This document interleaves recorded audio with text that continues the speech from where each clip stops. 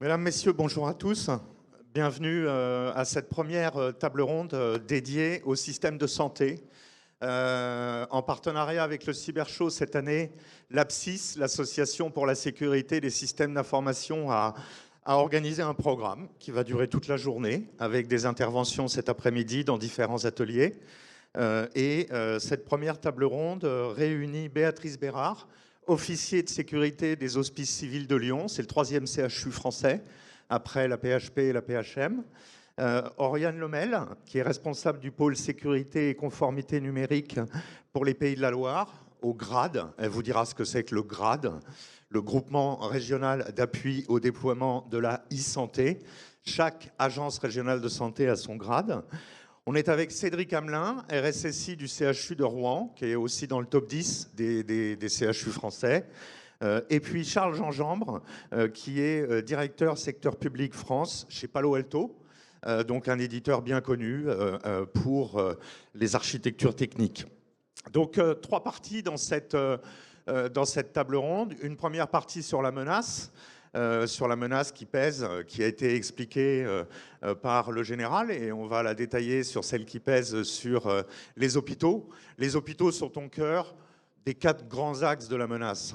Espionnage, cyberguerre, déstabilisation de l'État par l'attaque sur les hôpitaux, cybercriminalité, ransomware, exfiltration de données, et éventuellement cyberactivisme, aussi avec des gens qui ne sont pas toujours d'accord avec la politique sanitaire et qui vont pouvoir faire du mal aux hôpitaux. Deuxième axe, on parlera un peu de la réponse, la manière dont l'État s'organise, l'État français, et puis au niveau européen également, avec la fameuse directive NIS 2 qui atterrit lentement sur la piste d'atterrissage et qui va contraindre les établissements de santé. Et puis on parlera de façon concrète de ce que font les RSSI dans leurs établissements pour faire avancer la cause sur le volet cyber. On entend souvent que les hôpitaux sont fragiles, ils le sont de moins en moins. Ça monte en puissance tranquillement et c'est ce qu'ils vont nous dire. Charles Gingembre, en tant que membre d'un des leaders de la protection, et puis Cédric ensuite dans la foulée, quelle est la menace finalement qui pèse, ou quelles sont les menaces qui pèsent sur les établissements de santé ? Allô ? Ah, pardon. Bonjour à tous, donc Charles, enchanté d'être présent à vos côtés. Si je fais un bilan sur la cybersécurité sur les hôpitaux, on va dire la première grande attaque qu'on a connue, Cédric pourra en parler, c'était 2019. Et malheureusement, derrière ça, on en a eu, post-Covid, de nombreuses. Et si je fais le parallèle sur ce qu'a dit tout à l'heure mon général, c'est qu'on a démarré très fortement par des ransomware, par du blocage d'hôpital de manière massive. Et ça a été, je pourrais vous en citer une trentaine en France. Et en fait, ça s'est un peu détourné vers une autre technique, c'est-à-dire l'exfiltration de données. Parce qu'il faut savoir que le ransomware, aujourd'hui, bloque un hôpital, il faut le reconstruire. Les attaquants demandent une rançon, mais aujourd'hui, l'État français ne paye pas. Et donc, du coup, ce qu'ils ont voulu faire, c'est détourner ce sujet-là vers de l'exfiltration de données. Parce qu'aujourd'hui, une donnée de santé, c'est 4 fois plus en termes de valorisation qu'une donnée classique. Aujourd'hui, si on pique ma carte bleue, je change de numéro de carte bleue et c'est fini. Si on pique mon numéro de sécurité sociale, malheureusement, je ne veux pas le changer. Donc une donnée de santé, c'est quand même beaucoup plus importante aux yeux des cybercriminels, et donc du coup, ils vont passer du côté ransomware à un côté exfiltration de données. Et l'exfiltration de données, c'est assez destructeur. Pourquoi ? Parce qu'on ne sait pas d'où ça vient, on ne sait pas comment ça se passe, et généralement, le système d'information d'un hôpital est très éclaté. Il y a aussi beaucoup de partenaires qui viennent se connecter de différents horizons, des prestataires de services, des fournisseurs, des éditeurs. Donc globalement, en fait, la menace, elle est comme assez diffuse. Et pour savoir ce qui s'est passé et comment ça s'est passé, très compliqué. Et depuis quelques mois, on voit également aussi des cyberattaques qui commencent à être très sophistiquées parce qu'elles sont singulières. L'IA permet de faire en bon français, avec des belles images, avec des choses très spécifiques, une cyberattaque très précise. Et ça, c'est aujourd'hui le changement en fait, de paradoxe sur la cyber, c'est que la menace devient singulière. Et pas juste, j'envoie une bouteille à la mer, je regarde ce qui se passe et je regarde les dégâts que ça passe. Et aussi un autre point qui arrive aussi malheureusement sur le sphère de la cyber, c'est les fake news. Aujourd'hui, en fait, les attaquants revendiquent beaucoup de choses. C'est difficile en fait pour un hôpital ou pour des cybercombattants de prouver que la donnée, ou en tout cas l'information qui a été exposée, soit véridique. Et on a eu le tour il n'y a pas très longtemps à Noël, un hôpital a eu une revendication qui s'est avérée en fait une fake news. Cependant, l'hôpital a passé 15 jours à essayer de comprendre ce qui s'est passé. Donc c'est aussi dévastateur d'un point de vue humain et d'un point de vue organisationnel qu'une attaque qui a fonctionné. Cédric Hamelin, sur le terrain, comment vous la voyez, cette menace ? Alors comme ça a été rappelé, donc bonjour à tous, je suis Cédric Hamelin, le RSSI du CHU de Rouen. Donc comme ça a été rappelé par Charles, un hôpital, c'est pas une banque ou une assurance, mais les données qui sont traitées en interne sont des données sensibles. On va retrouver des données de patients, des données RH sur la paye, la facturation et autres. Et donc effectivement, il y a un intérêt économique ou stratégique pour certains groupes de travail pour justement essayer de faire la captation ou du vol de ce type de données. Donc pour vous donner un chiffre clé que j'utilise souvent dans les sensibilisations en interne, le chiffre que j'utilise c'est 15 000. 15 000, c'est le nombre de tentatives de compromission par jour que subit le CHU de Rouen. Donc ça vous donne une idée de l'intérêt que les attaquants ont à justement venir nous compromettre en tant qu'établissement de santé. Donc comment ça se matérialise ? Globalement, on observe deux vecteurs d'attaque principaux. Le premier, c'est le mail de phishing classique, où on va chercher justement à inciter un utilisateur à cliquer sur un lien et à remplir ses identifiants, à donner des informations sensibles justement sur l'établissement comme des RIB, etc. Donc ça, c'est le premier vecteur d'attaque qui est utilisé. Le deuxième que l'on observe, on est plutôt sur du scan de vulnérabilité. Donc en fait, on a des groupes d'attaquants qui vont chercher à trouver une porte dérobée ou une vulnérabilité en vue de préparer dans les semaines qui suivent une tentative de cyberattaque, en essayant de contourner justement les outils de sécurité. Ce qu'on observe de plus en plus ces derniers mois, et c'est vraiment prenant, c'est un ciblage et une sophistication des attaques. Sophistication, ça a été dit tout à l'heure, l'IA amène une modélisation de mails. Donc en fait, les attaquants arrivent de plus en plus à copier les mails officiels de services d'État, de l'assurance maladie, et ça devient de plus en plus compliqué, même pour nous en tant qu'experts, de déterminer si un mail est légitime ou non. Et ça, effectivement, l'IA apporte malheureusement cette sophistication. Au niveau du ciblage, pour vous donner deux exemples, notre directrice actuelle, donc, qui est arrivée en septembre 2024, donc elle a été nommée en septembre 2024, il y a eu des communications qui ont été faites dans les réseaux sociaux, professionnels, au niveau public, etc. 2 mois après son intronisation, on observait la première tentative de fraude au président. Ça vous montre que les attaquants font vraiment de la veille et de la recherche sur les informations qui sont publiées sur les réseaux sociaux et qui sont rendues publiques. Donc ça vous montre justement tout ce ciblage qu'il peut y avoir. L'autre exemple également, pour terminer là-dessus, c'est que en termes de ciblage, ils vont chercher justement à usurper l'identité d'agents pour faire ce qu'on appelle de la fraude au RIB ou de la fraude à la facturation. L'idée, c'est qu'en fait, ils vont se faire passer pour un agent de la structure en ciblant des fonctions très spécifiques, des agents RH qui sont des gestionnaires de paye, des responsables financiers, et ils vont vraiment chercher à usurper l'identité d'un collègue pour tenter de déclencher une action en vue de compromettre l'établissement. Donc tout ça, effectivement, ça rentre dans 4 grandes catégories de menaces que nous, on observe sur le secteur de la santé, qui ont été dites tout à l'heure par Vincent. On a d'abord la première menace qui est la cyberguerre. Malheureusement, aujourd'hui, on a un contexte géopolitique, avec notamment la guerre russo-ukrainienne ou le conflit israélo-palestinien, et également tout ce qui est déstabilisation ou instabilité géopolitique du moment. On s'aperçoit qu'effectivement, il y a des tentatives de déstabilisation ou de préparation à la déstabilisation en vue potentiellement d'une future guerre. Typiquement, les États sont prêts à rentrer dans des systèmes d'information en se disant le premier vecteur d'attaque qu'on utilisera avant de lancer une guerre, ce sera le vecteur numérique. Ils vont tenter à chercher à déstabiliser une administration publique comme un hôpital pour empêcher, par exemple, dans une situation de guerre, de ne pas pouvoir prendre en charge des soldats, etc. Donc l'idée, c'est vraiment de déstabiliser. La deuxième catégorie de menace, elle est sur le cyberespionnage. Pour vous donner un ordre d'idée, alors je n'ai pas les chiffres en tête, mais le CHU de Rouen, c'est plusieurs centaines de projets de recherche en parallèle, des fois dans des secteurs très spécifiques. Donc là, il y a un intérêt de faire la captation d'informations en vue d'aider des équipes en Chine, aux États-Unis, pour gagner du temps, parce que derrière, il y a des intérêts économiques à la clé. Imaginez que vous arrivez à capter une information sensible et que ça fait avancer un projet de recherche dans un de ces États, ça va permettre à des entreprises de sortir des traitements et de faire du bénéfice financier parce que ça permettra de vendre des médicaments et d'être leader sur certains secteurs. Donc il y a vraiment un intérêt de faire de la captation d'informations. Et pour finir, sur les deux catégories de menaces, on va retrouver la cybercriminalité. On est sur du classique, la triple extorsion. L'idée, c'est que les attaquants, ils ont un objectif lucratif, chiffré, récupérer une rançon et ensuite exfiltration des données pour en plus les revendre sur le dark web et les échanger avec des collègues attaquants. Et enfin, pour finir, le dernier vecteur de menace qu'on identifie, c'est la cyberactivisme. Donc on a eu un peu son apogée au moment de la période du Covid-19 avec tout ce qu'on appelait les antivax. Donc en fait, l'intérêt pour ce type d'attaquant, c'est pas forcément de nuire à l'institution, c'est plutôt de passer un message et une idéologie. L'idée, c'est que s'ils arrivent à compromettre, par exemple, une page internet d'un CHU comme le CHU de Rouen, vous savez que ça fait le 13h ou le 20h.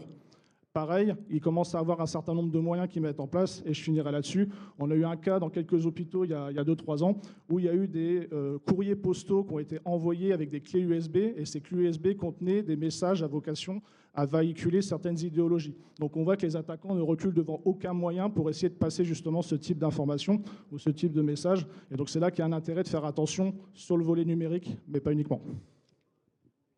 Merci Cédric pour ces précisions et Charles. Alors, 2019, effectivement, novembre 2019, première cyberattaque très médiatisée sur le CHU de Rouen, un ransomware. Et puis, entre 2019 et 2021, une centaine de cyberattaques sur des hôpitaux, ce qui fait qu'à partir de 2021, ça monte au plus haut niveau de l'État. Le président de la République prend la parole sur le sujet lors d'une téléconférence avec Villefranche-sur-Saône et Dax, fait un certain nombre d'annonces, et puis le système se met en place pour réagir et finalement faire accélérer la protection de nos hôpitaux. Alors, Oriane Lemel, comment ça se passe tout ça?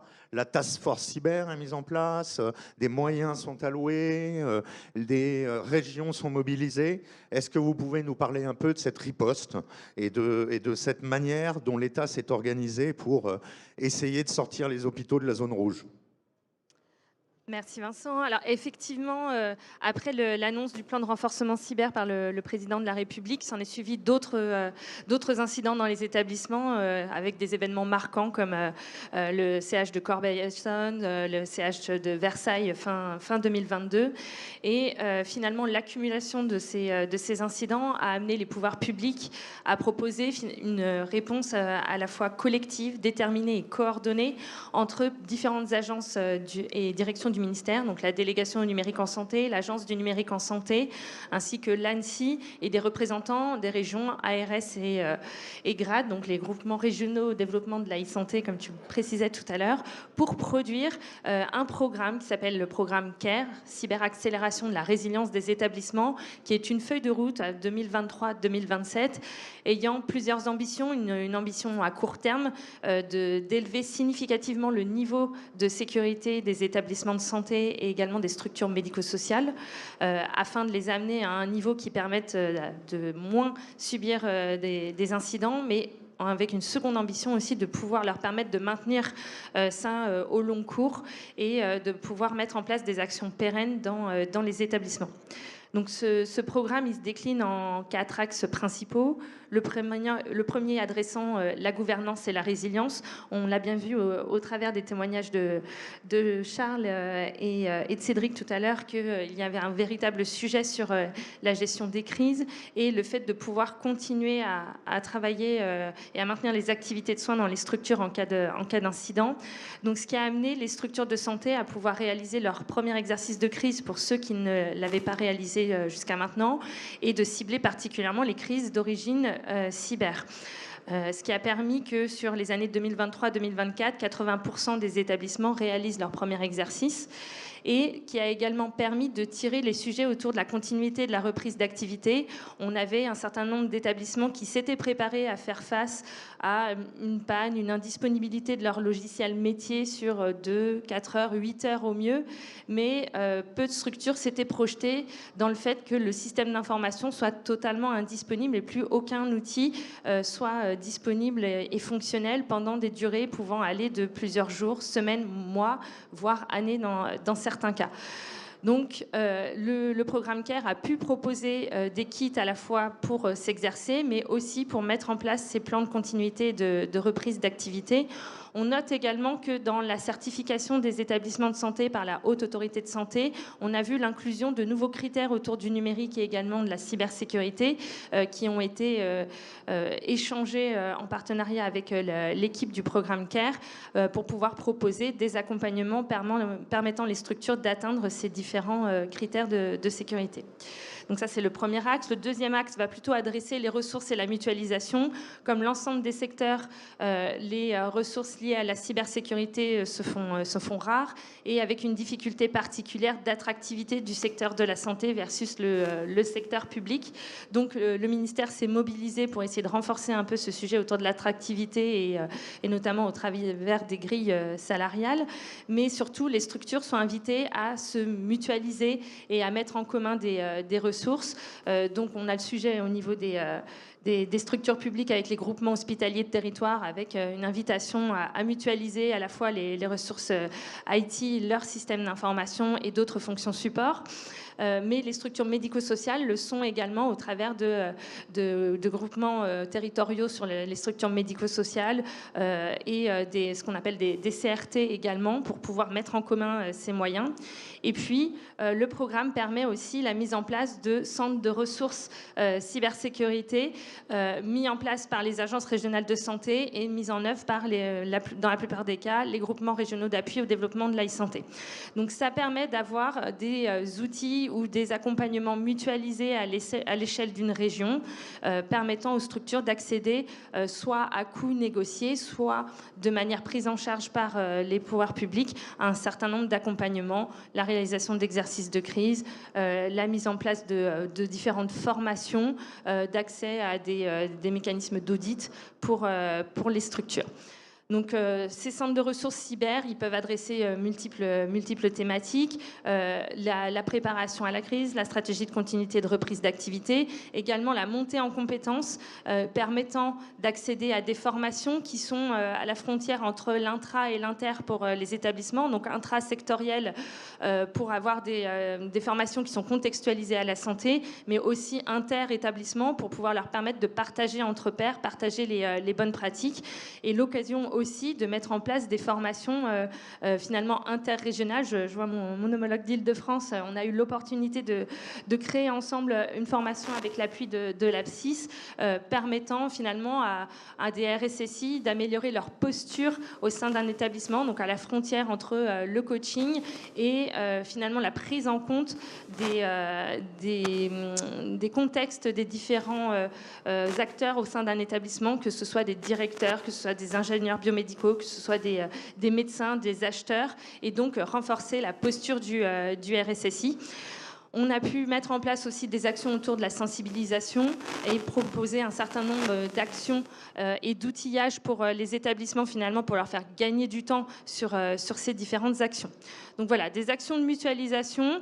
Le troisième axe du programme qui, lui, va adresser ce sujet autour de la sensibilisation et de la formation avec différentes interventions de la task force sur différents événements, la réalisation d'événements régionaux également, la proposition d'outils mutualisés à l'échelle nationale et une campagne qui s'appelle Tous cybervigilants qui permet de passer un petit mot commun et d'accroître la vigilance autour des actions autour du numérique en santé et de leur sécurisation. Et également la chance finalement dans le secteur de la santé que depuis fin 2022, un arrêté rend obligatoire la formation autour du numérique et de la cybersécurité dans les formations initiales et continues des professionnels de santé. Ce sont des actions qui se déploient progressivement avec la mise en place de contenus autour du numérique et de la cybersécurité dans les formations, ainsi que dans les formations aussi des managers qui sont en poste dans les établissements de santé, qui leur permettent d'avoir une culture commune et de prendre en compte ce sujet dès leur formation, mais aussi de pouvoir se les approprier tout au long de leur vie professionnelle au travers de la formation continue. Et enfin, effectivement, on ne peut pas agir sur le sujet de la cybersécurité sans adresser aussi la sécurité opérationnelle.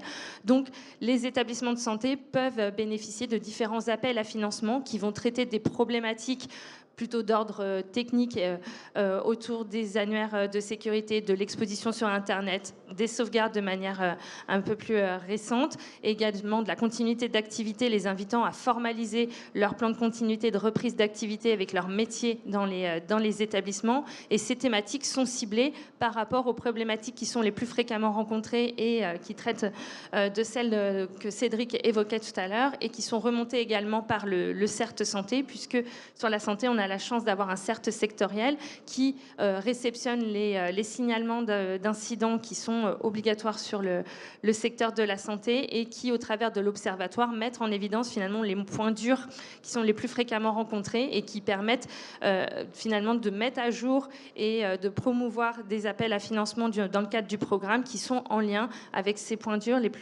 plus fréquemment rencontrés. C'est un bon résumé de cette prise de conscience et de ce plan d'action. Je donne quelques chiffres avant d'enchaîner. Le système de santé français, c'est 1364 hôpitaux publics, 675 privés à but non lucratif et à peu près 1000 établissements privés, ce qui fait qu'on n'est pas loin de 3000 établissements de santé. 3000 établissements de santé, 3000 systèmes d'information différents. Depuis la loi Touraine de 2016, le regroupement des établissements publics en GHT, groupement hospitalier de territoire, il y en a 136 sur le territoire, avec un objectif de faire converger les systèmes d'information pour un peu moins de complexité. Je rappelle aussi que dans un hôpital, la révolution numérique a commencé aux alentours des années 2000 et aujourd'hui, en 2026, tout est informatisé. Tout. Les finances, les ressources humaines, les achats, la logistique. Là, je ne parle que des services supports.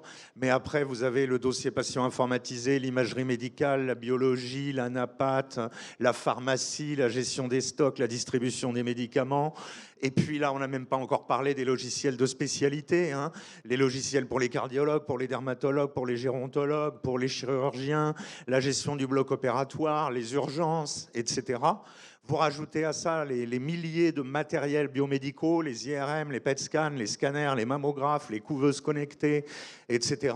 Et puis, comme ça a été dit au début, des centaines d'interactions avec le monde extérieur, celles des constructeurs et des industriels qui ont une liaison sur leur matériel à l'intérieur pour superviser, celles des partenaires départementaux, partenaires régionaux, partenaires avec les centres de lutte contre le cancer, les maisons médicales, etc. C'est une tuyauterie incroyable. C'est une tuyauterie incroyable. Et on a remarqué que lorsqu'un hôpital finalement est cyberattaqué, c'est tout ça qui est bloqué. C'est à un moment donné, les médecins urgentistes, on se dit, ils peuvent toujours gérer l'urgence, mais s'ils ne peuvent pas faire de biologie ou d'imagerie, ils sont très très vite freinés. C'est la distribution des 2500 plateaux repas du soir avec 40 régimes différents qui est bloquée. C'est la distribution des médicaments qui ne fonctionnent plus. Donc d'où cette notion importante de travailler sur les plans de continuité d'activité et de résilience. Et Béatrice et Cédric nous en parleront dans quelques minutes. Avant de leur donner la parole, Charles, je reviens vers vous. La cyber, ça se décide maintenant quasiment au niveau européen. Les hôpitaux vont être soumis à la directive Nice, au Cyber Resilience Act, à tous les grands textes européens. Qu'est-ce que ça va apporter? Qu'est-ce que ça amène et où on en est? Alors, effectivement, on a Nice 2 qui devait être appliqué en octobre 2024 pour ceux qui ont suivi cette directive. Malheureusement, on n'a toujours pas le décret qui est arrivé en France parce qu'on a une instabilité gouvernementale depuis quand même quelques mois, voire quelques années. Donc on attend toujours, mais globalement, on peut quand même se préparer parce que Nice 2 va quand même apporter un point important, c'est que l'hôpital, en tout cas les personnes physiques, seront responsables. Donc déjà, ça va changer la donne du directeur de l'établissement qui va devoir mettre des moyens et des outils pour pouvoir en fait se protéger. Et en plus de ça, c'est qu'on va devoir donner remonter les éléments très factuels sur qu'est-ce qui s'est passé et toute la causalité de l'incident. Et ça va vraiment être un élément important dans un système informatique. Pourquoi? Parce que autant les partenaires, il y en a beaucoup, mais aussi dans la sphère cyber pour protéger le DPI, la PAX et autres, on recense à peu près 20 technologies différentes dans un hôpital pour protéger l'hôpital, le réseau, le système poste de travail, les applications. Donc, ce qui fait qu'il va falloir trouver aussi un moyen et une vision différente de la cyber. Aujourd'hui, c'est très morcelé, c'est très best of breed. En gros, on a accumulé pendant des années des technologies. Je pense que par rapport à la menace cyber qui est orientée IA, si en fait on a des angles morts, si on a des problématiques technologiques, parce que c'est l'hôpital qui doit construire toute une sphère cyber globale pour trouver qu'est-ce qui s'est passé pendant des jours, voire des heures aujourd'hui, ça devient difficile. Donc du coup, NIS2, ça va pour moi révolutionner en fait la prise de conscience des directeurs d'établissements, plus largement du secteur public, parce que NIS2, c'est pas que les hôpitaux. Donc je pense que ça va aussi donner en fait cet élément-là. Et aussi un parallèle sur la cyberattaque. Il y a quelques années, l'attaquant mettait plusieurs mois à rentrer, à se mettre au chaud. Et à un moment donné, quand il est bien au chaud, il lance le ransomware ou il exfiltre la donnée. En 2 ans, on est passé de quelques mois à quelques semaines à quelques heures. Donc ça aussi également, quand vous avez une cyberattaque qui arrive et que l'attaquant il est là depuis le vendredi, et qu'il a exfiltré en fait la base de l'Active Directory, qu'il l'a revendu le samedi dans le dark web pour justement d'autres attaquants cybercriminels puissent attaquer l'hôpital le lundi, ah ben en fait ça va changer quand même beaucoup de choses d'un point de vue en fait structure opérationnelle en termes de cyber. Et donc du coup on va devoir casser des silos, travailler en fait avec un écosystème cyber beaucoup plus ouvert qu'aujourd'hui, parce qu'aujourd'hui on va pas se mentir, c'est un marché hyper concurrentiel, hyper fragmenté.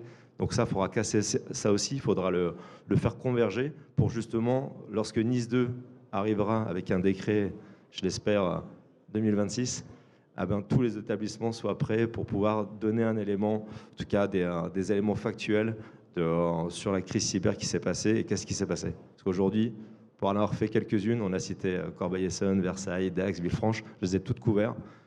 On a arrêté de dépenser de l'argent pour trouver le patient zéro. Parce que ça coûte beaucoup d'argent et globalement, il faut chercher une aiguille dans une botte de foin. Et donc, autant se concentrer sur la reconstruction, parce que pour info, c'est à peu près 2 à 3 ans pour reconstruire un hôpital, en tout cas au niveau numérique. Et donc, du coup, il faut vraiment casser ces silos-là pour justement travailler dans une homogénéisation en fait, de la cyber et des règles cyber pour que le jour où ça arrive, parce que ça arrivera, que l'établissement ou l'entité qui sera visée par NIS2 puisse répondre aux enjeux. Alors NIS2, protection, gouvernance, défense, résilience, les hôpitaux en font, hein. Ils font du NIS2, heureusement, hein, depuis plusieurs années. Le programme CARE est bien aligné avec tout cela, donc ça ne va pas être la révolution, mais ça va être un texte opposable, hein, et ça c'est important. Alors on a parlé de la menace multifactorielle, les hôpitaux et les établissements de santé au cœur de cette menace. On a parlé de la riposte, l'organisation de l'État, qu'elle soit centralisée ou régionalisée. On a parlé d'un certain nombre de textes qui vont s'appliquer aux établissements de santé comme NIS2. On va descendre au troisième étage, le terrain quelque part. Donc Béatrice Bérard, qu'est-ce que vous faites concrètement? Et puis Cédric prendra la main. C'est quoi votre boulot de RSSI, d'officier de sécurité dans un CHU? Quelles sont les principales actions que vous menez? Quels sont les freins que vous pouvez rencontrer?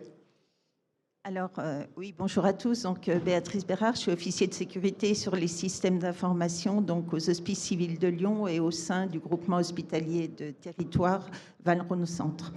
Alors, le terrain a développé une capacité à être hyper opportuniste. C'est-à-dire, quand on voit la situation des établissements de santé en France, eh bien, ma foi, on est à l'affût de tous les programmes, de tous les textes. Et finalement, les textes qui arrivent, qui mettent un peu moins de temps à arriver, eh bien, on les saisit vraiment comme une opportunité d'améliorer notre sécurité. Et je vais commencer par le programme CARE, effectivement, parce que le groupement hospitalier de territoire, donc, à l'origine, a été construit pour offrir une offre médicale mutualisée sur le territoire. Donc, des projets médicaux communs et partagés, et donc, comme l'a rappelé Vincent, une convergence des systèmes d'information. à l'époque, peut-être que la sécurité a été un peu oubliée. Alors certains établissements l'ont déployé malgré tout à l'échelle territoriale, mais ce n'était pas le cas pour tout le monde. Et finalement, le programme CARE nous a permis de recadrer les choses, c'est-à-dire une incitation forte pour avoir un pilotage global et partagé de la sécurité au sein du territoire. Alors, je dis global et partagé parce que le GHT n'a pas de structure juridique, donc pas de vrai chef. Et donc, forcément, il faut que ce soit partagé et il faut que les établissements du GHT adorent et adhèrent. Adore et adhère. Donc le programme CARE nous a permis pour notre GHT, donc on est 10 établissements de santé avec les HCL en tant qu'établissement de support, ce qui veut dire à peu près 24 000 utilisateurs de nos systèmes d'information. Donc ça nous a permis avec ce programme CARE de mettre en place une gouvernance sécurité pour l'ensemble du GHT, de donner du sens à la politique, la fameuse politique de sécurité des systèmes d'information, puisque, hop, je regarde le temps, puisqu'effectivement, cette politique, c'est vraiment un outil. Hein, c'est un outil pour les directions générales, ça les sécurise par rapport à des décisions et leurs responsabilités légales et réglementaires. C'est un outil pour le RSSI, finalement, c'est un outil d'autorité et de pilotage de la sécurité. C'est un outil pour les métiers parce que ça leur donne plus de visibilité sur ce qui est attendu d'eux, et pour les utilisateurs, très concrètement, parce qu'avec cette politique et les documents qui en déclinent, ça leur permet d'avoir une meilleure vue de ce qui est permis ou pas. Donc, monter cette politique et cette stratégie au niveau d'un groupement et de plusieurs établissements, ça fait sens. Et donc, grâce au programme CARE, on a amélioré cette gouvernance-là. De façon très opérationnelle, on a pu mener un certain nombre, enfin, on est rentré dans une cadence d'audit des expositions sur Internet et des Active Directory régulières, et ça nous permet d'avoir une meilleure visibilité au niveau du GHT, du groupement et des différents établissements. Idem pour les exercices de crise, on arrive à mieux voir la coordination entre les différents établissements. Il faut savoir qu'effectivement, si on parle projet commun au niveau du GHT, forcément, on ouvre nos systèmes d'information. Et forcément, l'attaque qui arrive chez un peut finir chez l'autre. Donc, ça nous permet de mieux évaluer, d'avoir une meilleure perception de notre réaction à la crise cyber. Et puis, la mise en place de la résilience et finalement la continuité des activités au sein de l'établissement. Et finalement, cette structure de gouvernance qui monte au niveau GHT est particulièrement importante au niveau territorial parce qu'aujourd'hui, alors on n'a pas de représentant ministériel, mais ce qui est craint, c'est l'attaque systémique des établissements de santé. Donc à partir du moment où effectivement on commence déjà à se regrouper, à partager, à avoir une réaction commune, eh bien on améliore la situation. Voilà, mais je vais passer le micro à Cédric qui a aussi plein de choses à nous dire parce que tu dois être aussi opportuniste que nous et profiter du programme CARE. Pas que. Pour vous donner un élément de contexte, donc le CHU de Rouen, effectivement, je ne l'ai pas précisé, mais le CHU de Rouen, c'est ce qu'on appelle un établissement support. Donc en fait, il est l'établissement support d'un groupement hospitalier de territoire qui s'appelle le GHT Rouen Cœur de Seine. Ce groupement, il est composé de 9 structures avec des activités parfois différentes. Nous, typiquement, on a un établissement spécialisé en psychiatrie, un établissement spécialisé en maternité, et le reste, on est plutôt sur l'activité gériatrie, EHPAD, rééducation. Donc effectivement, l'avantage de mettre en place une politique territoriale au travers de groupements hospitaliers, ça permet que des structures, même avec des activités différentes, peuvent avoir des objectifs communs et une capacité à mettre en œuvre des projets de territoire mutualisés ou convergés. Donc nous, assez rapidement, ce qu'on a souhaité, c'est que le programme CARE, comme ça a dit tout à l'heure, je crois que le premier domaine est sorti en 2024. Nous, on a essayé d'anticiper au maximum. Donc dès 2022, ce qu'on a souhaité mettre en place, c'est ce qu'on appelle une gouvernance. Donc derrière le mot gouvernance, on peut mettre beaucoup de choses. Donc nous, ce qu'on s'est attaché, c'est au niveau de la gouvernance, c'est de dire il y a un contrat. C'est-à-dire qu'un groupement hospitalier, il s'appuie sur ce qu'on appelle une convention constitutive. Cette convention constitutive, en fait, elle explique comment va se matérialiser la mise en œuvre des groupements hospitaliers de territoire. Quels sont les objectifs qu'on se fixe sur différentes activités, la mutualisation, les objectifs, les cibles à atteindre, etc.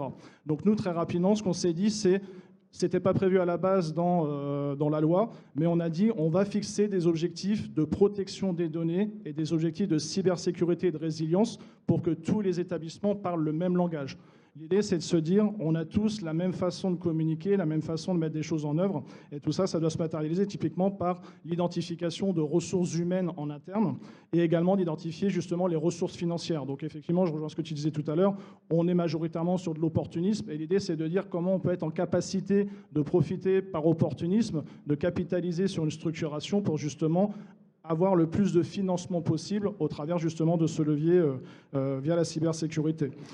Donc on a commencé par le contrat ou la convention constitutive. On a commencé également par mettre une gouvernance avec des correspondants locaux parce qu'effectivement on est sur des entités juridiques différentes. Donc l'idée c'est que chaque établissement reste responsable juridiquement de ce qui se passe chez lui sur la partie cybersécurité et protection des données. Cependant, ce qu'on a également voulu asseoir en termes de gouvernance, c'est, je disais, de parler le même langage. Donc ce qu'on a par contre défini, c'est d'avoir une seule et même politique générale de sécurité, ce qu'on appelle une PGSSI. Donc on a une PGSSI pour l'ensemble du GHT. L'idée, c'est de dire on cadre les règles et les objectifs qu'on se fixe sur les 9 établissements. Et l'idée, c'est que régulièrement, ces objectifs soient revus et qu'on puisse travailler sur des projets de convergence ou de mutualisation. Donc l'idée, c'était vraiment d'anticiper au maximum le programme CARE en disant on se structure et une fois que le programme CARE va se déclencher, on sera prêt à y répondre ou en tout cas, on se sera structuré suffisamment en termes de compétences pour justement savoir quels sont les leviers ou les personnes qu'on pourra justement activer à ce moment-là. Et ça a été plutôt une bonne chose parce que ça nous a permis justement d'avoir le même langage. Et également, ça nous a permis d'aller chercher ce qu'on appelle le sponsoring. Le sponsoring, c'est hyper important en cybersécurité parce que si vous n'avez pas l'adhésion des directeurs d'établissement, vous pouvez mettre toutes les mesures de sécurité, vous pouvez mettre tous les agents identifiés en termes de cybersécurité. S'ils n'ont pas d'appui et si on n'alimente pas les décideurs en termes d'information, ça ne sert pas à grand-chose. L'idée, c'est qu'on travaille un peu dans son coin. Malheureusement, il faut le dire, et en étant transparent, la cybersécurité, c'est un sujet perçu comme un autre. On est en concurrence avec des sujets comme par exemple la transition écologique. Donc il faut un peu se faire sa place. Et donc c'est pour ça que c'est important qu'on puisse amener le sujet sur la table. Et donc justement, la PGSSI, ça nous a permis d'aller chercher les décideurs en leur disant voilà comment on veut mettre des choses en place, comment on veut structurer la démarche. Et surtout, ça les a permis de les sensibiliser. Et également, ce qu'on souhaitait mettre aussi en place, c'est qu'on voulait qu'ils aient un intérêt. Et quel est l'intérêt pour un décideur? C'est de dire on répond ou on se met en conformité avec un certain nombre de réglementations. On va chercher des financements au travers du programme CARE, par exemple, mais également il y a un intérêt de répondre, par exemple, à ce qu'on appelle des certifications des comptes ou la certification HAS, qui de plus en plus fixe des objectifs cyber ou de résilience. Donc l'idée, c'est qu'ils puissent comprendre que ça peut être une sorte de labellisation, les actions qu'on peut mener de convergence, c'est une labellisation et ça permet d'être valorisable au travers de subventions ou d'atteinte d'objectifs sur des programmes nationaux. Et donc concrètement, comment ça s'est matérialisé au CHU de Rouen pour finir. Donc nous, depuis 2022, donc on a commencé à faire cette démarche-là et on a plusieurs succès qui ont été mis en place. Donc on a justement un projet de convergence. On a mis en place plusieurs projets de convergence ou de mutualisation. Typiquement, on a déployé les mêmes technologies de firewall sur l'ensemble des établissements, des bastions d'administration, la même plateforme de sensibilisation. L'idée, c'est qu'une structure, demain, si elle était attaquée, on est en capacité de renforcer avec des ressources d'un autre établissement. Et donc là, effectivement, le programme CARE, ça nous a permis justement de valider ces objectifs et cette structuration, mais également d'aller beaucoup plus loin et se fixer peut-être sur des périmètres qu'on n'avait pas forcément envisagés. Oui, c'est bon. Je rajouterais juste un point sur ce que vient de dire Cédric. C'est très, très important tout ce qu'il vient de décrire parce qu'effectivement, on parle financement, on parle financement, incitation financière à faire, mais comme le disait Oriane, l'idée, c'est de mettre en place un dispositif pérenne. Et si on n'a pas réussi par le programme CARE à accrocher effectivement cette transformation et la mise en place des process et autres, et l'organisation et des budgets alloués de façon pérenne, eh bien, dans 5 ans, on retombera au niveau de sécurité où on était avant CARE. Donc là, pour nous, maintenant, le vrai enjeu, c'est vraiment, une fois que les objectifs sont atteints, que l'on a eu les financements, etc., c'est de pérenniser le système, d'où l'importance de la mobilisation, d'implication des directions, etc. Alors, on a quelques autres leviers pour pérenniser le système. Il y a tout ce qui est fait dans le cadre du programme CARE. On a aussi la chance ou la malchance, je ne sais pas, d'avoir des certifications qui sont faites par la Haute Autorité à la Santé, finalement, qui viennent dans les établissements et évaluent le niveau de sécurité de la prise en charge des patients. Et depuis quelques années, depuis 2 itérations, en fait, il y a une dimension sécurité et résilience qui est mise dans ces certifications. Donc, c'est quelque chose, c'est aussi un beau levier. Et puis, Nice et tous les autres textes, voilà, qui arrivent. Est-ce que vous avez identifié des freins au déploiement finalement des différentes mesures de sécurité et comment vous avez réussi éventuellement à les passer, quoi, ces freins? Est-ce qu'il y a de la résistance au changement? Est-ce que c'est difficile avec les métiers ou est-ce qu'il y a un degré d'acceptation facile?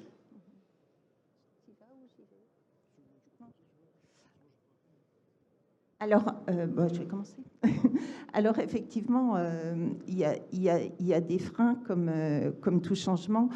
C'est pour ça que j'évoquais l'attitude opportuniste des textes, des programmes et autres, parce que c'est pas un opportunisme pour faire, mais c'est aussi une opportunité de sensibiliser, d'informer. Nice, on en parle depuis très longtemps. Alors effectivement, ça avance. Hein. On attend la loi résilience, finalement, qui va être la transposition dans le droit français de 3 directives européennes. Et ça, c'est vrai. Et ça, c'est vraiment un beau travail qui est réalisé par le national, parce que jamais on a eu, dans une même loi, 3 directives, 3 textes européens qui ont été retranscrits. Alors maintenant, on attend un petit peu. Donc en fait, pour essayer de sensibiliser, d'informer, c'est surtout informer et puis lever les freins. On a abordé la loi résilience et donc la directive Nice. On s'y est préparé. En attendant que tout soit officiel, et ben, ma foi, on a le temps de s'y préparer. Et on ne l'a pas vu finalement comme une obligation d'être conforme à la directive ou à la loi. Nous, nos objectifs, nos enjeux en santé, c'est d'améliorer la sécurité des patients, des données et de la prise en charge des patients. C'est aussi d'améliorer un socle technique, de mettre en place un socle technique de sécurité, un socle technique pour héberger les infrastructures qui vont nous permettre d'avancer dans des nouveaux projets, dans des projets innovants et bénéficier de cette structure forte finalement pour avancer au mieux. Nos enjeux, ils sont là. Et donc, c'est comme ça qu'on sensibilise et qu'on présente les dossiers à nos directions. Bien évidemment, on a des programmes de sensibilisation aussi auprès de chacun, auprès des métiers, donc des sensibilisations. Faut que j'arrête de dire qu'on est opportuniste systématiquement, parce qu'effectivement, on a des sensibilisations génériques et on suit tout ce qui est fait au niveau national et international sur la sensibilisation, comme le mois de la cybersécurité, le Safer Internet Day, la journée du mot de passe, etc. On a des sensibilisations opportunistes, donc effectivement, qui utilisent l'actualité, les cyberattaques, etc. On a des sensibilisations et des informations plutôt à l'attention des directions, des cellules de crise. Et puis, pour chacun, on a des programmes et de formation et d'apport de connaissances en matière de sécurité et de bons réflexes, donc pour tout le monde. Donc, effectivement, c'est de cette façon-là qu'on essaie de lever les freins. On essaie aussi de se projeter et d'anticiper. Je disais que Nice, ça fait un petit moment qu'on y réfléchit. Donc, on a lancé, il y a un peu plus d'1 an, on a essayé de se projeter dans Nice et pour anticiper les charges qui vont être énormes et savoir concrètement quels allaient être nos plans d'action. Et donc Nice, finalement, dans la totalité des plans d'action, pour 1/3, on n'a que pour 1/3 de Nice qui est finalement sur la technologie. Sinon, Nice, eh bien, finalement, c'est une directive qui va donner encore plus de poids à la gouvernance, à la direction des établissements et process métiers. puisque une fois qu'on a passé le volet technologique, et là on a énormément de solutions très matures pour nous aider, eh bien il y a tout le volet process qui vont nous permettre de mieux connaître notre écosystème, notre système d'information, et ça c'est un axe fort de Nice, hein. Il faut qu'on sache très concrètement cartographier, faire des analyses de risque, faire des audits, des homologations en sécurité avant de déployer un système d'information. Et puis, on a un volet très, très important qui relève de la résilience. Et là, en effet, Vincent, eh bien, c'est pas simple parce qu'il faut aller voir les métiers, leur dire, voilà, vous soignez le patient, mais en plus, demain ou après-demain, vous n'aurez plus d'Internet ou vous n'aurez plus de système d'information. Et c'est vous qui allez devoir finalement monter votre système et votre plan de continuité. Et donc ça, c'est très, très compliqué par rapport à une thématique sécurité qui relevait des directions informatiques ou autres. Donc voilà, donc on s'est préparé de cette façon-là et on a évalué finalement les charges à un tel projet, donc d'amélioration de la prise en charge des patients, de la sécurisation de la prise en charge, etc., à partir notamment de la loi résilience. Donc, on a évalué ce que coûterait ce projet sur 3 ans pour un établissement qui est évalué par nos auditeurs comme plutôt mature en matière de cybersécurité. Et sur un périmètre, on a pris 15 systèmes d'information métiers avant de pouvoir passer à l'échelle. Et on est arrivé finalement sur un besoin estimé de 7 millions d'euros et 600 jours hommes. Voilà, ça c'est juste sur le projet à 3 ans de mise en œuvre. En matière de fonctionnement, après, on arrive à des ETP et qu'on a évalué à 3 ETP et demi et c'est 150 000 euros annuels de budget. Donc voilà, je ne sais pas si c'est une technique pour lever tous les freins, mais ça fait un moment justement, et en attendant que les textes sortent, eh bien ma foi, qu'on fait des travaux pour donner plus de visibilité et l'effort qu'il va falloir faire pour finalement avancer dans cette sécurisation. Donc là, on est en cours d'arbitrage budgétaire, mais c'est pas grave. Après, on a notre plan d'action, on a notre feuille de route. Si on nous dit, vous prendrez 5 ans parce qu'on n'a pas les moyens de faire en 3, on prendra 5 ans. Si on est très très pressé qu'il faut faire en 2 ans, c'est tout, on fera en 2 ans aussi. Donc voilà, c'est peut-être un moyen de lever quelques freins, même si ça fait pas tout, que de donner le plus de visibilité possible. Voilà, mais Cédric, tu as peut-être tu veux que je complète donc déjà, moi, j'ai aucun souci à dire que je suis un opportuniste mesuré. On essaye toujours d'intégrer la cybersécurité dans des sujets pas forcément lesquels on pense. Je pense par exemple, tout à l'heure, je parlais de transition écologique, on en parle beaucoup en ce moment dans les hôpitaux. Il n'y a aucun souci à ce que moi, j'aille voir ma collègue de la transition écologique pour lui dire, voilà, tu es en train de mettre des mesures ou de faire de la sensibilisation, mais on peut trouver un terrain d'entente pour dire que fermer son écran ou éteindre son ordinateur le soir, ça participe à faire de l'économie d'énergie, mais également ça participe à la cybersécurité. Donc on essaye toujours justement d'utiliser ces clés-là sur différentes thématiques, des fois sur des choses où on ne pensait pas aller. Et l'idée, c'est vraiment d'être toujours dans la recherche de sponsoring et de levier pour éviter ces freins. Dans le cas du CHU de Rouen, je vais être totalement transparent, on n'a pas vraiment de frein parce que malheureusement, comme ça a été dit en introduction, le 16 novembre 2019, on a connu une cyberattaque de grande ampleur. Là, on a réussi à faire quelque chose d'assez important. C'est que quand vous subissez une cyberattaque, on parle toujours de l'effet des 100 jours. C'est-à-dire que pendant 100 jours, vous êtes en capacité de demander quasiment tout ce que vous voulez à une direction générale ou à des métiers. Financement, ressources, etc. Sauf qu'au bout des 100 jours, tout retombe et on repart dans le quotidien. Dans notre cas de figure, on a la chance, et j'ai pas de souci à le dire, on a la chance d'avoir des directeurs, notamment un directeur du système d'information qui a un vrai sponsor en interne qui permet justement d'être un canal pour aller chercher les décideurs, d'aller chercher les métiers. Et justement, l'idée, c'est d'avoir toujours cette logique de dire la cybersécurité n'est pas portée par un acteur, en l'occurrence le RSSI, mais elle est portée par l'ensemble des agents de l'établissement avec différentes avec différents niveaux de responsabilité. Et donc, quand je parlais tout à l'heure d'opportunisme, typiquement, si je prends un exemple tout simple, la partie sensibilisation. Historiquement, la sensibilisation au CHU de Rouen, on était un peu feignant, si je peux me permettre. On était envoi de mail en masse où on construisait des pages intranet. Très concrètement, ça pour moi, c'est une sensibilisation d'un autre temps. Ça fonctionne quasiment pas.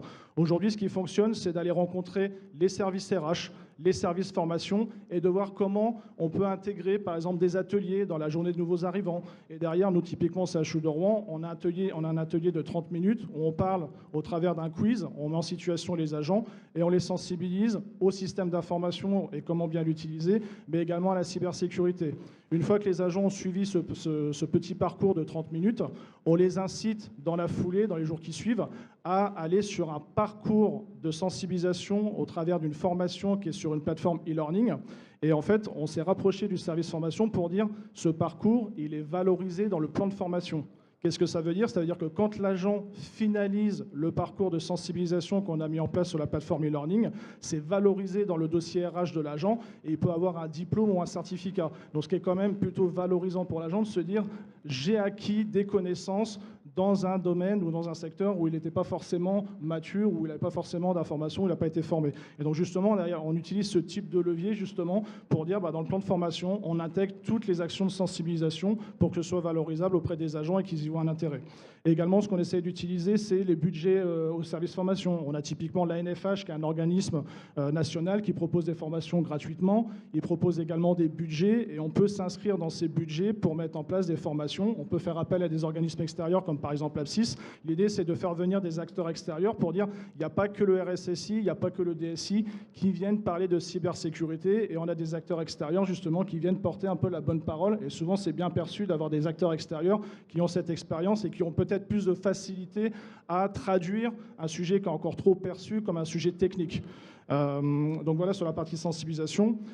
Et enfin, pour terminer sur comment on a utilisé des leviers pour ne pas avoir de frein, nous, typiquement, on a mis en place une organisation avec un RSSI qui n'est pas rattaché à une seule direction, mais à deux directions. En l'occurrence, moi, aujourd'hui, je suis rattaché à la directrice de la sûreté et des situations sanitaires exceptionnelles, donc c'est un rattachement hiérarchique, ce qui me permet d'avoir une autonomie pour faire tout ce qui est conformité, travailler sur le plan blanc, les modes dégradés, etc., aller rencontrer les métiers, justement, pour faire ce qu'on appelle, par exemple, des BIA, des bilans d'impact sur activité. C'est de dire aux métiers, vous n'avez plus d'informatique, vous avez un incident de cybersécurité, comment vous réagirez? Mais on part du processus d'activité pour aller à l'informatique et pas l'inverse.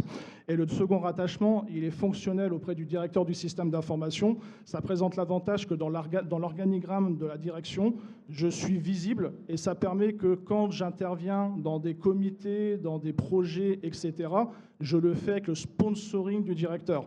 Donc c'est-à-dire que les équipes, entre guillemets, ne peuvent pas me permettre d'aller mettre mon nez dans un projet et demander à ce qu'un dossier d'homologation de sécurité soit complet, qu'on puisse réaliser des audits. Et c'est ce qui fait qu'aujourd'hui, et c'est peut-être justement le frein, c'est qu'on s'aperçoit que on atteint un certain niveau de maturité en termes de cybersécurité. Par contre, là, on rentre dans le côté manque de ressources, manque de bras, justement, pour analyser ces projets, parce qu'effectivement, c'est des centaines de projets numériques qui sont mis en place dans un hôpital comme le CHU de Rouen. Et le frein, justement, il devient plutôt mettre les mains et les bonnes personnes au bon niveau, justement, pour faire cette analyse. Grand merci pour ce témoignage. Il nous reste quelques minutes. Est-ce qu'il y a quelques questions ? Ou est-ce qu'ils ont été d'une clarté absolument remarquable? Ou est-ce que vous voulez en profiter pour poser une ou deux questions à ces représentants? Oui.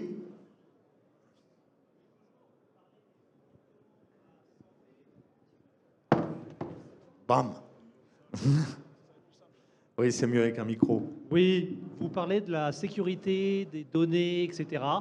Est-ce que tout ce qui est profession, médecins libéraux, pharmacie, laboratoires sont inclus dans la protection des données de santé? Alors, de façon générale, il y a trois niveaux. Il y a ce qu'on appelle le système sanitaire, c'est les hôpitaux. Je vais être trivial, hein. En gros, hein, c'est les hôpitaux et cliniques.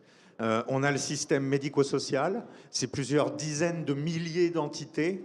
Hein, c'est les EHPAD, mais c'est aussi les IME, c'est les MEX, les maisons de l'enfance à caractère social, c'est la HAD, hospitalisation à domicile, c'est voilà. Et ça, c'est des tas d'organisations.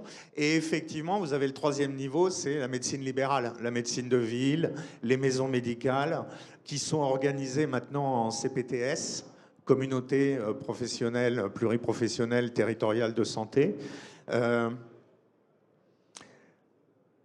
Théoriquement, un médecin généraliste dans une maison de santé a les mêmes responsabilités vis-à-vis des données qu'il héberge qu'un CHU. C'est-à-dire d'assurer leur sécurité, leur confidentialité et leur intégrité, entre autres. La majorité maintenant des médecins libéraux sont dans le cloud. C'est-à-dire que finalement, ils ont externalisé leur logiciel. Ce qui n'est pas sans poser problème, hein, parce qu'il y a eu une cyberattaque au mois de décembre sur un grand opérateur qui équipe plusieurs dizaines de milliers de médecins libéraux et qui les a laissés dans le flou pendant pratiquement une semaine, hein, avec non-accès aux dossiers médicaux. Mais ils sont soumis aux mêmes règles, à la même réglementation, au RGPD, et c'est un enjeu pour eux de protéger leurs données également. Alors évidemment, ils n'ont pas de moyens, ils n'ont pas de DSI, ils n'ont pas d'RSSI, ils ont un petit prestataire local qui s'occupe de leur poste de travail. Si le prestataire est sérieux, les postes de travail sont à peu près sécurisés. Ce qu'il faut espérer, c'est que l'informatique disparaisse progressivement de ces maisons médicales pour aller s'héberger chez des experts. Hein. Certifié hébergeur de données de santé par ailleurs, s'il y a une certification, hein, hébergeur de données de santé. Mais il faut qu'ils arrêtent de faire de l'informatique, quoi. Il y a de moins en moins de serveurs locaux et c'est tant mieux. Si je peux compléter, Vincent. Alors, on n'a certes pas une initiative aussi importante que le programme CARE qui adresse principalement le secteur sanitaire et médico-social. Ceci étant, on peut quand même capitaliser sur un certain nombre d'actions qui ont été promues dans le cadre du programme et on a des initiatives un peu plus locales qui vont pouvoir adresser les professionnels de santé libéraux. Si je prends l'exemple dans ma région, on travaille avec notre conseil régional qui finance des actions à destination des professionnels de santé libéraux pour pouvoir les acculturer au sujet de la cybersécurité, leur permettre d'accéder à un certain nombre de diagnostics pour connaître un peu l'état de maturité et d'appropriation des sujets et surtout la capacité, alors souvent ils sont infogérés comme disait Vincent, mais parfois l'infogéreur c'est le même qui adresse le cordonnier, la mairie et le médecin sans forcément avoir connaissance des critères de sécurité spécifiques à la sensibilité des données de santé. Donc on leur permet d'avoir de la visibilité sur ce sujet et d'avoir des plans d'action extrêmement flash de 5-6 actions à conduire. Si je prends le cas d'il y a quelques semaines, on a rencontré donc, une maison de santé pluriprofessionnelle avec des questions autour de êtes-vous administrateur de votre poste de travail, pour savoir où est-ce qu'ils en sont. Alors la réponse, elle a été cinglante, oui, puisqu'en fait, ils n'ont même pas de poste professionnel. Les 20 professionnels de la MSP travaillent au quotidien avec leur poste personnel de la maison. Bon alors, on a quand même quelques actions encore à prendre et de travail à faire auprès de ces professionnels. Il y a des actions qui existent. Les professionnels de santé libéraux se regroupent au sein d'unions régionales de professionnels de santé qui portent aussi des initiatives. Donc, en Pays de la Loire, ils ont créé un guide de sensibilisation et d'acculturation au sujet de la cybersécurité, mais qui a été créé par les professionnels de santé, pour les professionnels de santé. Donc, on les a appuyés sur les messages à faire passer. Mais finalement, quelques professionnels, c'est toujours du sponsoring, hein, comme tu le disais, Cédric, prennent le sujet à bras-le-corps et vont sensibiliser leurs pairs et porter les messages. Donc, pour l'instant, on est plutôt sur des initiatives un petit peu locales. J'ai vu ce matin que l'Ordre des pharmaciens s'était saisi du sujet récemment et proposait une communication auprès de leurs professionnels. Voilà. c'est pas mal quand ce sont les ordres ou les professionnels eux-mêmes qui prennent le sujet. Et pour autant, il y a quelques initiatives locales qui peuvent aider ce sujet-là. Mais effectivement, leur volumétrie fait qu'on a quelques difficultés à les adresser de manière prioritaire et aussi efficiente que les établissements de santé. Ils sont 350 000 à peu près, en comptant les spécialistes. C'est du monde. Oui.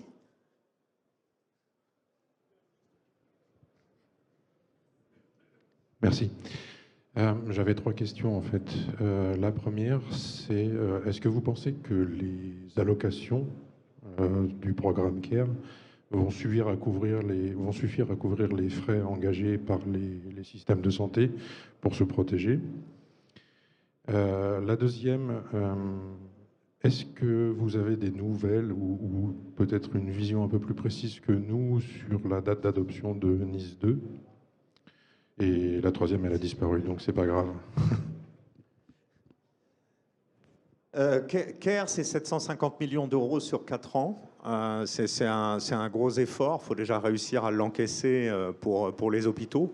Parce que, comme on le dit souvent, acheter du logiciel de sécurité, c'est bien, mais il faut aussi des hommes et des femmes derrière pour faire tourner tout cela. Les établissements dépensent eux-mêmes. Donc on pourrait peut-être quasiment faire 1 x 2. Ils n'attendent pas tout après CARE. Ils ont aussi leurs propres outils de sécurité. Mais il n'y a jamais assez. Il n'y a jamais assez. Moi, j'ai monté l'APSIS il y a 15 ans. Il y avait 30 RSSI. Aujourd'hui, il y en a 150, 160, 170. Ils ont de plus en plus un adjoint. On commence à avoir des équipes cyber à l'intérieur des DSI aussi, de cyber opérationnels. Donc, les choses évoluent. Est-ce que ça va assez vite? On voudrait toujours ça aille plus vite. On voudrait toujours plus de moyens. Mais il faut travailler en budget contraint. Bon, vous en êtes d'accord? Oui. Peut-être pour Nice 2, pour être plus précis, en fait, Nice 2 s'est passé au Sénat octobre 2025. Et maintenant, c'est revenu à l'Assemblée nationale pour justement étudier le projet de loi. Et on en est là. Donc on attend, mais en tout cas le contenu on le connaît, en tout cas on en a parlé. Après peut-être sur la partie financière, il y a peut-être un sujet intéressant, c'est que tout à l'heure je disais plus de 20 technologies dans un système d'information, beaucoup se recouvrent, donc il y a peut-être aussi des économies d'échelle à travailler avec des fournisseurs ou des technologies qui ont une couverture technologique bien plus grande et travailler sur des accords cadres, parce qu'on travaille sur le secteur public, donc on peut travailler avec la massification des hôpitaux à faire réduire en fait l'empreinte financière des technologies sur le système de soins. Donc il y a des pistes et il faut être opportuniste, comme nous on peut l'être aussi. Oui, c'est bon. Oui, pardon. Oui, pour compléter, effectivement, on est dans l'attente du vote de cette loi qui va embarquer effectivement la directive Nice, mais ce n'est pas pour autant qu'on est dans l'attente par rapport aux travaux. On a évoqué le programme CARE. Typiquement, programme CARE, finalement, c'est un outil opérationnel qui nous prépare à Nice. On a des audits, on a des notions de gouvernance, on a des plans de continuité d'activité, on a les audits de certification de la HAS, pareil, qui nous incitent et qui nous préparent à plus de gouvernance. Et on adresse aussi bien avec les audits de certification HAS les dispositifs médicaux numériques à usage professionnel que l'intelligence artificielle. Donc voilà, donc en attendant Nice, puisqu'on commence à avoir un peu plus de visibilité sur ce qu'il va y avoir dedans, eh bien finalement, on a plein de choses qui nous permettent de nous y préparer. Nice, il va y avoir un gros volet aussi sur la maîtrise des fournisseurs qui sont déjà dans le Cyber Resilience Act. Bon, là aussi, il y a des outils, il y a des travaux, notamment en santé. On a un club des RSSI en santé, typiquement, et on a produit un closier sécurité c'est une proposition pour que chaque client puisse l'utiliser dans ses cahiers des charges, ses appels d'offres, ses CCTP, pour dire voilà ce qu'on attend de nous, établissements de santé, mais voilà comment vous pouvez nous accompagner à aller vers Nice, à aller vers cette sécurité-là. Et puis finalement, c'est un outil pour tous les fournisseurs de systèmes d'information de santé. Voilà, tous ces fournisseurs, c'est aussi un outil pour mieux se préparer à Nice. Donc effectivement, la loi n'est pas encore votée. C'est pas pour autant qu'on n'a rien à faire pour effectivement anticiper et améliorer notre sécurité. Après, effectivement, une fois que la loi sera votée, eh bien, ma foi, peut-être qu'il faudra revoir ce qui est et améliorer finalement les process déjà en place, mais on a largement déjà de quoi faire en amont. Béatrice Bérard, Cédric Hamelin, Charles Jean-Jambre, Oriane Lomel, merci beaucoup pour vos témoignages et ces interventions. Merci bien.